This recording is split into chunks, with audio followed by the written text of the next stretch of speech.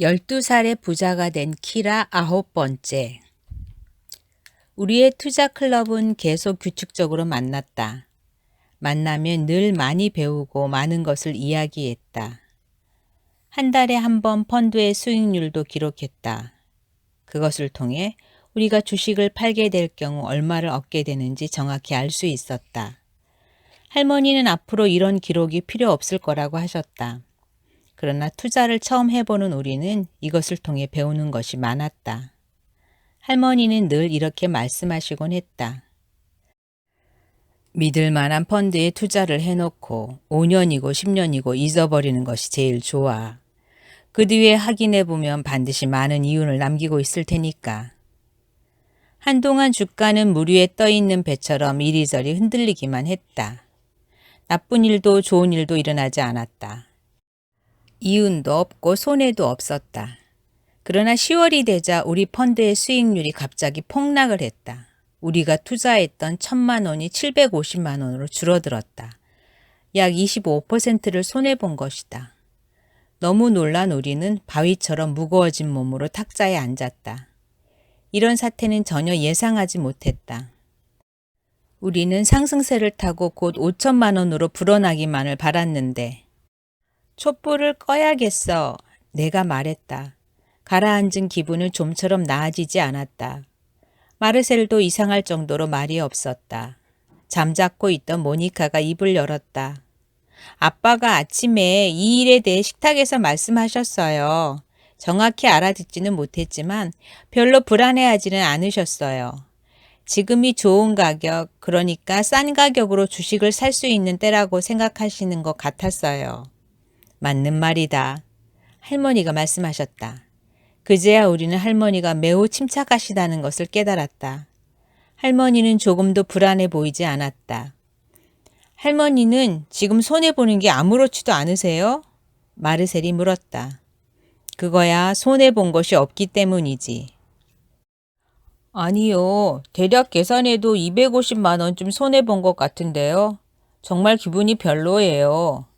마르셀이 항의했다.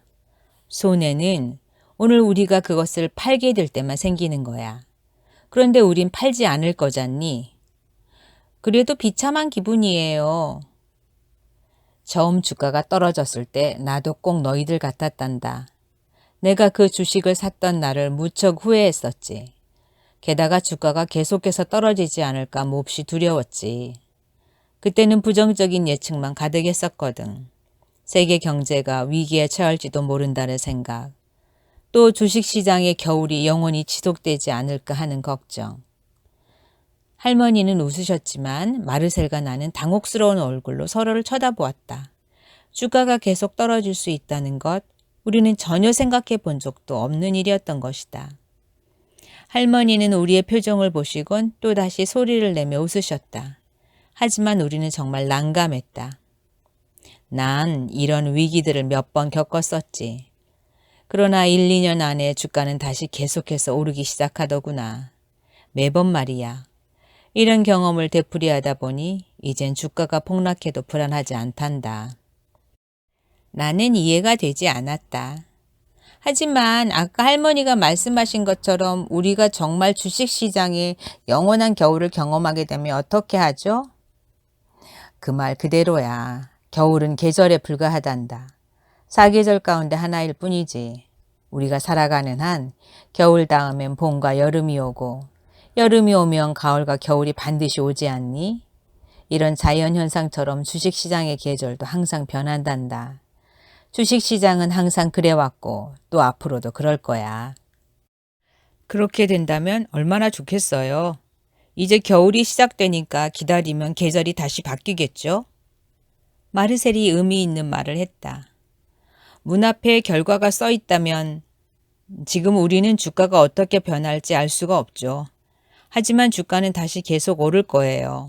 주가가 오를 때 사놓은 주식이 없다면 화가 날 거예요. 왜냐하면 엄청난 이윤을 놓쳐버렸으니까요.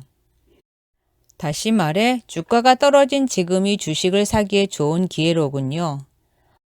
앞으로 3년이나 5년 뒤에는 주가가 지금보다 20에서 30% 더 증가한 금액에서 시작할 수도 있어요. 그러면 우리의 최초 투자 금액인 1,000만 원이 1,200 혹은 1,300만 원으로 불어나게 돼요. 그런데 주가가 25% 떨어진 지금 1,000만 원을 새로 투자한다면 같은 시간이 흐른 뒤에 이윤이 40에서 50%로 더 많이 늘어나겠네요. 그럼 이 두 번째 1,000만 원은 1,400에서 1,500만 원으로 불어나는 거죠. 그건 우리가 저가 매수를 했기 때문이고요.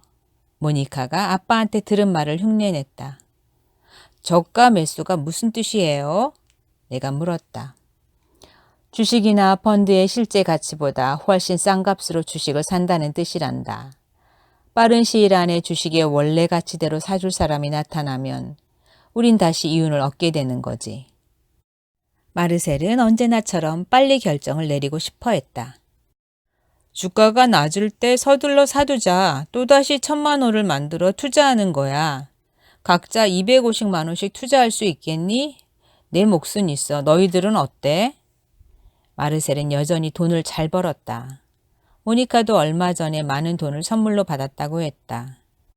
트룸프 할머니야 물론 아무 문제가 없었다. 나 역시 통장에 돈이 좀 있었다. 그러나 250만 원이 채 되지 않았다. 150만 원 정도가 부족했다. 그렇다고 소원 상자에 손대고 싶진 않았다. 그러나 이 돈 때문에 투자를 포기하고 싶지도 않았다. 머리를 싸매고 고민하기 시작했다. 그때 할아버지와 할머니의 예금 통장이 떠올랐다. 나를 위해 꼬박꼬박 돈을 넣어주시는 예금 통장에 아마 300에서 350만 원 정도의 돈이 있을 것이다. 난 다른 사람들에게 내 생각을 말했다. 우리는 내일 다시 한번 모이기로 결정했다. 그때까지 나는 할아버지 할머니와 이야기해 보기로 했다. 왜냐하면 예금 통장은 돈을 관리하는 방법으로 별로 좋은 장소는 아니기 때문이다. 콜트슈테른 아저씨도 예금 통장을 돈 잡아먹는 기계라고 말씀하시곤 하니까. 저녁을 먹고 곧바로 할머니 댁으로 갔다. 할머니가 맛있는 쿠키와 코코아를 주셨다. 이렇게 맛있는 코코아를 만들 수 있는 사람은 이 세상에 우리 할머니 말고는 없을 것이다. 난 할아버지와 할머니가 지금이야말로 주식을 사기에 가장 좋은 때라는 것을 금방 이해하실 거라고 확신했다. 그러나 내 생각은 틀렸다. 할아버지와 할머니는 이미 내 성공 사례들을 알고 계셨다. 그래서 금방 내 생각들을 이야기할 수 있었다. 쿠키를 먹으면서 나는 투자 클럽에 대해 설명했다. 트럼프 할머니가 만든 서류처를 가지고 좀 더 구체적인 설명을 할 수 있었다. 또 주가 변동을 항상 기록해 두었기 때문에 우리가 투자한 펀드가 앞으로 어떻게 변할지도 설명할 수 있었다. 그러나 두 분의 반응은 뜻밖이었다. 기라야, 우리 아가, 그건 너무 위험하구나. 그러다가 내 돈을 몽땅 잃을 수도 있겠어. 나는 할아버지와 할머니께 내가 배운 것들을 명확하게 설명해 보려고 애썼다. 즉, 주가가 폭락했다고 해서 돈을 잃은 것이 아니라 그것을 팔 때에만 돈을 잃는다는 사실을. 주식시장에는 항상 여름과 겨울이 있지만 결국 다시 오른다는 것을. 장기적으로 보면 주가는 항상 오른다는 것을. 과거에도 심각한 위기가 몇 번 있었지만 그래도 항상 주가는 다시 올랐고 그러므로 앞으로도 오를 것이라는 것을 설명했다. 하지만 그 어떤 말로도 할아버지를 설득할 수는 없었다. 할머니도 마찬가지였다.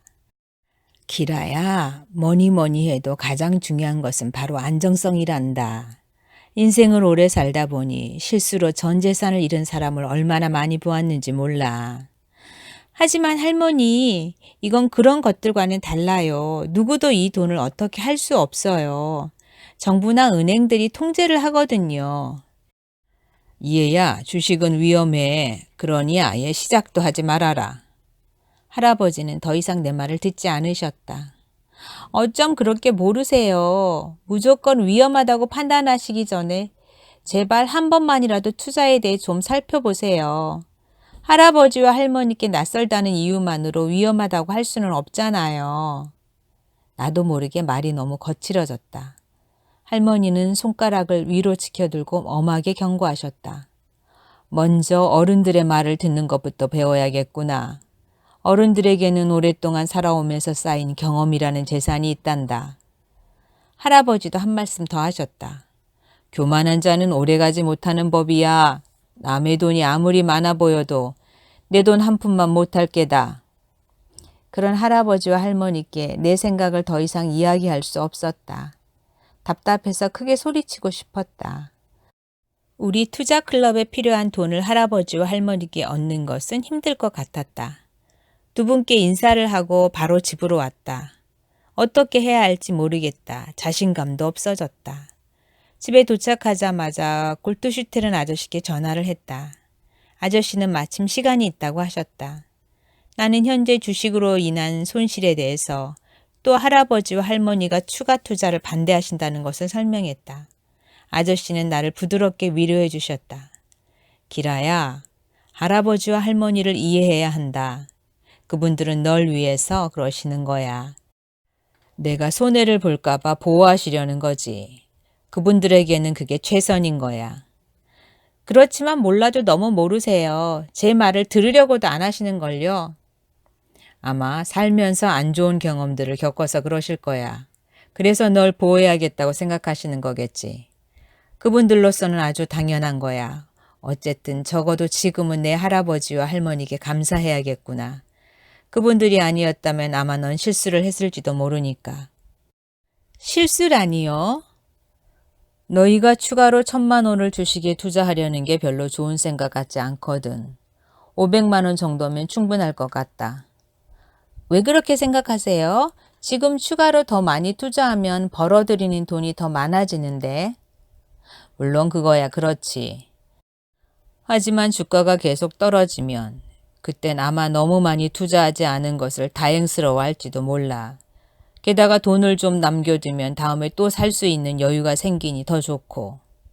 아저씨는 차근차근 설명해 주셨다. 하지만 아저씨 말씀대로 주가가 더 떨어질지는 아무도 모르는 거잖아요. 그래, 모르지. 그건 아무도 모르는 거야. 전문가들도 앞으로의 일을 예측하기 힘들 때가 있거든. 종종 우리의 생각과 다른 상황이 벌어지기도 해. 그렇기 때문에 너도 항상 여윳돈을 마련해 두는 게 좋단다. 내가 가진 거위를 몽땅 다 주식이나 펀드에 투자해서는 안 되는 거야. 전 펀드야말로 절대적으로 안전한 투자 방법이라고 생각했어요. 물론 펀드는 매우 안전하지. 오랜 시간을 두고 볼 수 있을 땐 더욱 그래. 주가에 언젠가는 다시 또 올라갈 테니까. 그러나 위험을 줄인다는 의미에선 항상 전 재산의 일부는 절대적으로 안전한 투자에 넣어두어야만 해. 간단히 말하면 그러니까 돈을 예금 통장에 넣어야 한다는 거예요? 나는 너무 놀랐다. 아니, 내가 예금 통장을 어떻게 생각하는지 너도 알고 있잖니. 그것 말고 은행에 가면 훨씬 좋은 방법들을 가르쳐 줄 게다. 예를 들면 투자성 예금의 일종인데 배당성 상품으로 나와 있는 통장이 있어. 은행들이 짧은 시간에 자금을 회전해 수익을 남기고 그 수익률을 하루 단위로 계산해서 고객이 찾을 때 언제든지 이윤을 돌려주는 예금이지. 그 통장을 사용하면 시장 상황에 따라 이자를 받게 된단다. 요즘은 약 3.5% 정도 될 거야. 이 돈은 언제든지 찾을 수 있지. 이자가 3.5%라? 그래서는 도저히 부자가 될 수 없겠네요. 아저씨는 크게 웃으셨다. 그래, 분명 그래서는 부자가 될 수 없겠지. 사실 내 재산은 전혀 불어나지 않을 수도 있어. 인플레이션 비율이 내 이자를 몽땅 먹어버릴 테니까 말이야. 인플레이션이 뭔데요? 내 돈의 가치가 떨어진다는 뜻이다. 오늘 내가 빵 하나를 250원에 산다고 하자. 몇 년 뒤면 하나에 500원씩 하겠지. 그렇게 되면 250원으로는 빵 반 개만 살 수 있는 거고. 다시 말하면 내 돈의 가치가 반으로 줄어들었다고 할 수 있지. 이런 현상을 인플레이션이라고 한단다. 그럼 내 돈을 먹어버릴 인플레이션이 얼마나 되는지는 어떻게 알아요? 요즘은 대략 3% 정도란다. 그게 무엇을 의미하는지 꼭 계산하고 싶다면 정말 간단한 공식을 알려주마. 우리의 돈이 2배가 되는데 걸리는 시간을 계산하는 데는 72 공식이 제격이지.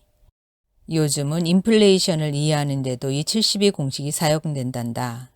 이 공식은 인플레이션의 비율에 따라 돈의 가치가 절반으로 떨어지는 데 걸리는 시간을 가르쳐 주는데 71을 인플레이션 비율인 3%로 나누면 돼. 그럼 24가 되지. 그렇다면 지금의 돈 가치가 반으로 줄어드는 데는 24년이 걸린다는 뜻이야. 그러니까 아저씨, 인플레이션 비율이 투자성 예금에서 제가 받게 될 이자와 거의 비슷하다는 거죠? 그렇지. 아주 제대로 이해했어.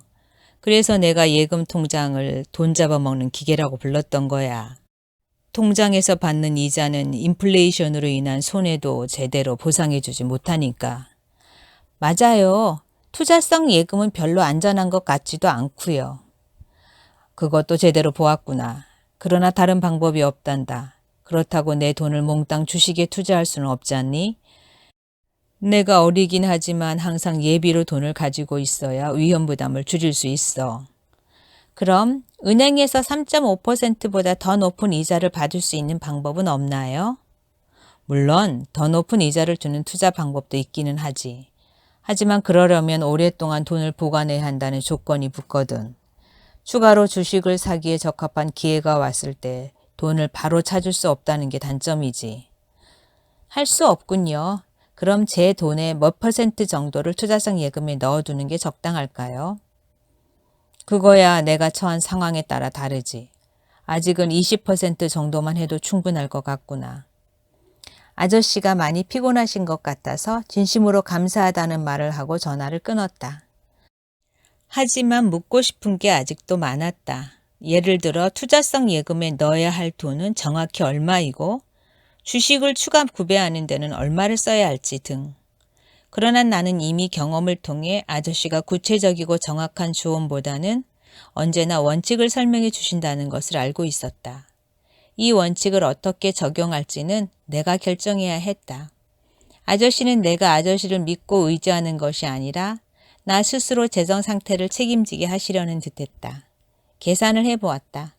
내가 지금 가진 돈은 113만 원이다.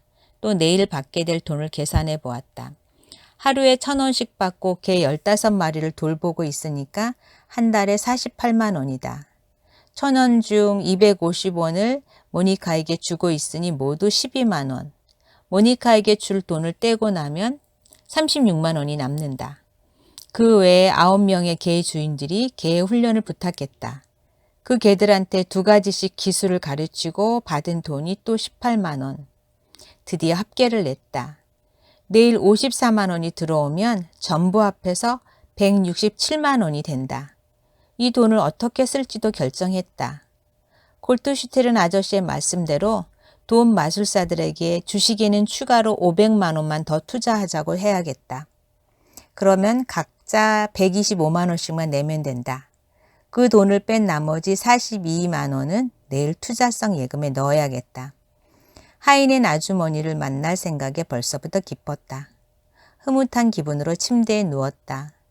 뭔가 좋은 해결책을 찾았다는 확신이 들었다. 오늘도 매우 긴장되고 흥분에 찬 하루였다.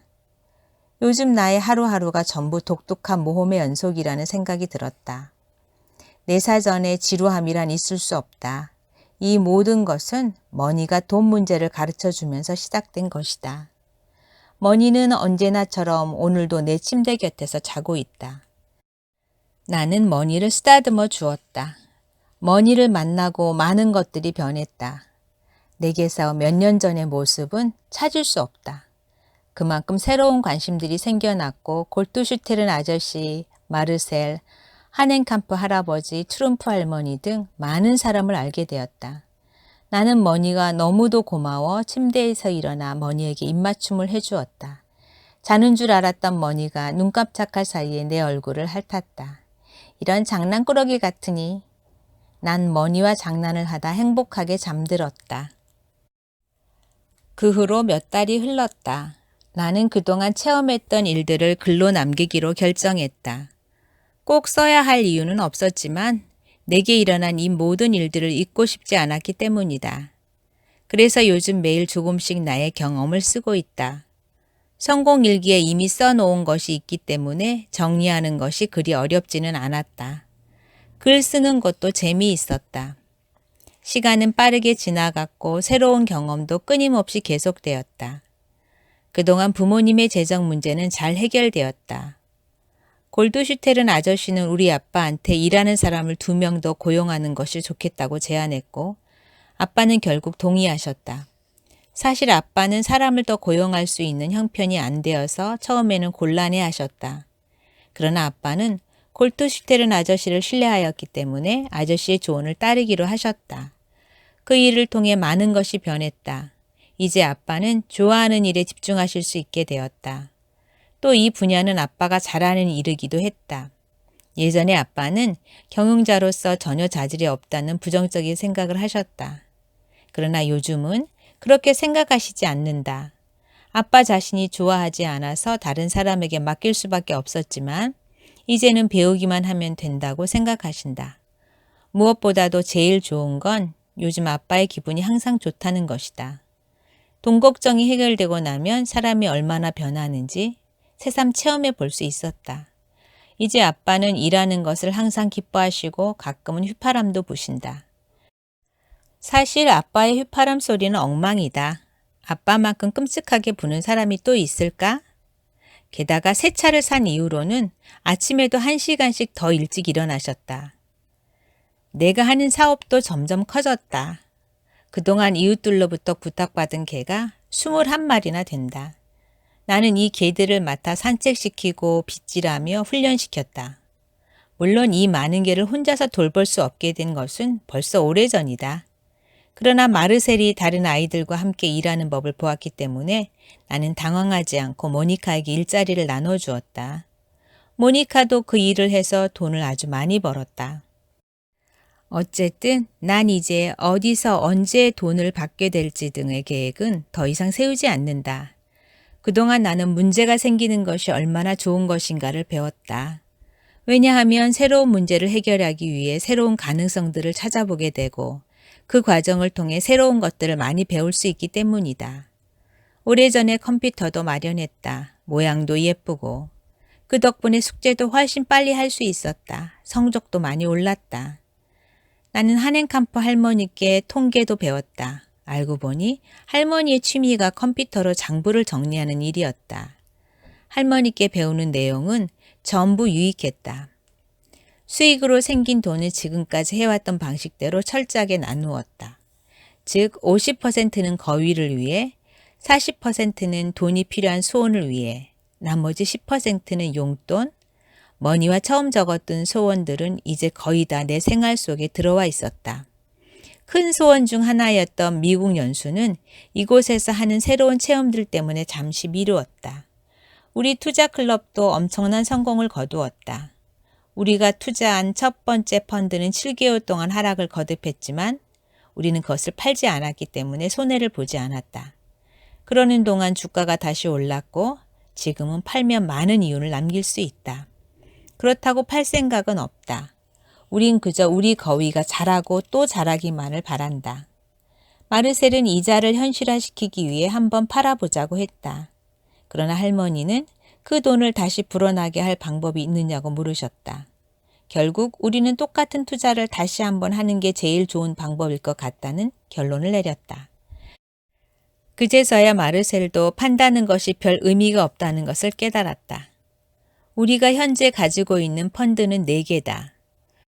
돈 마술사들은 만나기만 하면 정말 신이 난다. 트럼프 할머니에게서 많은 것을 배우기 때문이다. 모니카도 나름대로 전문가가 되었다. 우리가 부모님들에게 조언을 한다는 것은 이제 별로 놀랄 일도 아니고 부모님들도 우리의 투자 계획을 인정하며 따라주었다. 그 사이에 골드슈테른 아저씨도 완전히 건강을 회복해 다시 사업을 시작하셨다. 그래도 머니는 우리 집에 계속 머물렀다. 물론 예전처럼 매주 토요일 꾸준히 머니와 함께 아저씨를 방문하고 있다.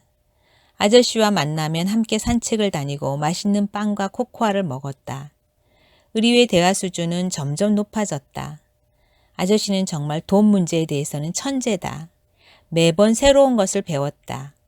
무엇보다 아저씨에게는 돈이라는 것이 너무도 일상적이고 자연스러웠다. 아저씨를 만날수록 나도 점점 돈에 대해 완전히 새로운 생각을 갖게 되었다. 매달 한 번씩 아저씨는 고객을 위해 투자 설명회를 하셨다. 물론 우리 부모님도 정기적으로 참여하셨다. 어느 토요일 아저씨가 새로운 생각을 이야기하셨다.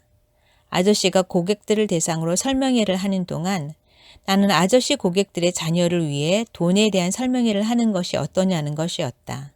난 당연히 찬성했다. 처음에는 7명의 어린이가 왔는데 차츰 수가 늘어 지금은 30명쯤 앞에서 정기적으로 설명회를 한다. 설명회를 한 번 할 때마다 4만 원씩 벌었다.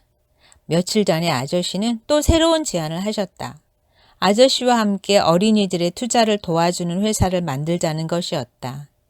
내가 트럼프 할머니로부터 받았던 서류처를 아저씨께 보여드렸을 때 그런 생각을 하셨나 보다. 정말 괜찮은 생각인 것 같았다. 상상해봐. 나키라가 재정 분야의 천재인 골트슈렌트 아저씨와 공동 소유의 회사를 만든다는 것을. 나는 아저씨께 왜 나와 회사를 만들 생각을 하셨는지 여쭈어보았다. 아저씨의 대답은 내 성공일기에 딱 맞는 너무 멋진 말이었다. 넌 스스로의 방법과 체험을 통해 그 분야에 적합한 자질을 갖추었기 때문이지. 나 혼자서 하는 것보다 너와 함께하는 것이 훨씬 더 크게 성장할 거라고 믿기 때문에 내게 제안한 거야. 너와 함께하면 나 혼자 하는 것보다 어린이 고객을 훨씬 더 많이 모을 수 있을 테니까. 나도 아저씨의 말이 맞다고 생각했다. 또 자신감도 있었기 때문에 할 수 있을 것이라는 용기가 생겼다. 새로운 모험이 또다시 펼쳐질 거라고 생각하니 잔뜩 흥분되었다. 이 모든 일들을 글로 썼다. 나는 잠깐 모니터에 떠있는 내 글들을 훑어보았다. 이제는 글도 잘 쓸 수 있을 것 같았다. 그때 머니와 눈이 마주쳤다. 머니와 대화를 나눈 지 무척이나 오래되었음을 새삼 깨달았다. 벌써 오래전부터 머니에게 말하지 않는 이유를 묻고 싶었다. 그러나 두려웠다. 무엇이 두려웠는지는 정확히 모르겠다. 어쩐지 무슨 일이 일어날 것 같다는 예감이 들었다. 하지만 나는 두려움 앞에서 움츠리지 않는 법을 배웠다. 이제는 그 이유를 물어보아야만 한다. 머니를 데리고 숲으로 갔다. 그러나 계속해서 불안한 느낌이 날 떠나지 않아 발걸음이 예전보다 무거웠다. 마침내 우리만의 은시처에 도착했다. 너무 오랜만이라 내가 기어 들어가던 통로는 풀들이 무성하게 자라 꽉 막혀 있었다. 그래서 안에까지 들어가는데 시간이 많이 걸렸다. 안의 공간도 예전처럼 아늑하지 않았다. 모든 것이 변해버린 것 같았다. 나는 슬픈 눈으로 머니를 한참 동안 바라보았다. 머니가 말하기를 간절히 기다렸다. 너무 오랫동안 머니와 대화를 나누지 않아서 가끔 이 모든 일들이 내 상상 속에서 일어난 것처럼 느껴지곤 했다. 나는 머니가 정말로 말할 수 있다는 것을 증명해 주길 원했다. 이윽고 머니의 표정이 변했다. 그 표정을 보는 순간 머니와 처음 대화를 나누던 순간으로 시간이 되돌아간 것 같았다. 키라야, 내가 말할 수 있다는 것은 그리 중요하지 않아. 나는 속으로 환호성을 질렀다. 머니가 말을 하는 건 역시 꿈이 아니었다. 머니의 목소리가 너무도 분명하게 들렸다. 머니는 흔들리지 않고 말을 계속했다. 내가 내 말을 듣고 이해할 수 있다는 것이 훨씬 더 중요한 거야. 마치 지금 내가 쓰고 있는 그 책처럼 말이야. 내 책을 읽은 사람 가운데 어떤 사람들은 내 이야기를 들을 수도 없고 같은 일을 겪지도 못할 거야. 그러나 또 어떤 사람들은 그 글을 읽고 돈 문제에 대해 현명해지겠지. 그래서 더 행복하고 풍성한 삶을 살게 될 거고. 머니가 말하기를 멈춘 순간 나는 꿈을 꾸고 있는지 아니면 머니가 정말 말을 하고 있는지 알 수 없었다. 몹시 흥분되었다. 그러나 곧 꿈이 아니라는 것이 느껴졌다. 증명할 수는 없었지만 이건 분명한 현실이었다. 갑자기 나는 온몸이 굳어버렸다. 이 말이 머니가 한 마지막 말이라는 확신이 들었기 때문이었다. 너무 슬퍼서 숨쉬기조차 힘들었다. 나는 머니에게 손을 내밀어 한참을 껴안고 있었다. 그렇게 하면 머니가 내게 계속 말을 할 것 같았다. 그때 골트슈테른 아저씨가 했던 말이 떠올랐다. 더 이상 가지지 못하는 것에 대해 슬퍼하지 말고 내가 가졌던 시간들을 감사해라. 나는 이제부터 머니의 도움 없이 혼자서 모든 일을 해결해야 할 것이다. 그러나 다른 한편으로는 좋은 점도 있다. 머니가 말을 하지 않으면 머니에게 닥치는 위험도 적어질 것이다. 아무도 머니에게 무서운 검사를 하지 않을 테니까. 사람들은 내 이야기와 어린 소녀의 공상이라고 생각할 것이다. 나는 가만히 앉아서 울었다. 머니가 내 얼굴을 핥아주었다. 한참을 울었더니 기분이 좀 나아졌다. 얼마나 지났을까? 한참 지나고 나니 마음이 안정되었다. 나는 머니에게 진심으로 감사했다. 이제 나는 언젠가 내가 부자가 될 것임을 더 이상 의심하지 않는다. 그 꿈은 벌써 사람들이 상상하는 것보다 훨씬 빨리 이루어지고 있으니까. 그리고 내가 가진 돈 때문에 행복해질 것이다. 또 내가 겪은 일들을 전부 설명할 수 있을 것이다. 내가 머니의 목소리를 들은 게 상상 속에서인지 아니면 머니가 정말로 말을 했는지 아무도 알아채지 못하게 이야기할 수 있을 것이다. 마음이 너무도 편안했다. 한참 동안 머니와 함께 우리의 은신처에 남아 있었다. 그것이 마지막이었다. 그때 갑자기 내 책을 어떻게 마무리하면 좋을지 떠올랐다. 집으로 돌아온 나는 이렇게 썼다.